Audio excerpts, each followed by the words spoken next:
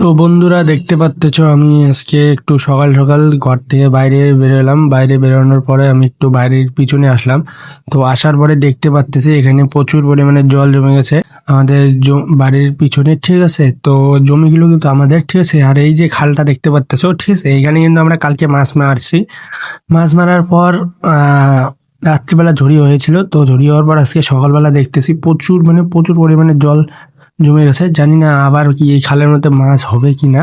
আর তোমাদেরকে একটু মানে সামনে দেখাইতেছি, ঠিক আছে। দেখো সামনটা দেখাইতে পারলে, দেখাইলে তোমরা বুঝতে পারবে যে কতটুকু জল হয়েছে আমাদের বনের মধ্যে কালকে রাত্রিবেলা। তোমাদের দিকে দেখাইতেছি গাইস, দেখো এই যে দেখো চারিদিকে জল একদম থলথল করতে আছে। আমি মানে ভাবতে পারতেছি না কালকে রাত্রেবেলা এতটাই ঝড়ি হয়েছে, ঠিক আছে। আমাদের এদিকের প্রচুর মানে খারাপ আবহাওয়া। আবার এইদিকে দেখো বন্ধুরা, এই আকাশ খারাপের মধ্যে, ঠিক আছে, আমাদের এদিকে যে লেবার গুলো রয়েছে সেইগুলো আবার যাইতেছে কাজে।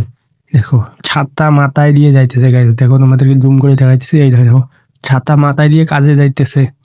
কি বলবো, আর আমাকে বলতেছে ভিডিও করতেছিস, ঠিক আছে কর। তাহলে আজকের ভিডিওটা আমি এখানে শেষ করলাম বন্ধুরা। ভালো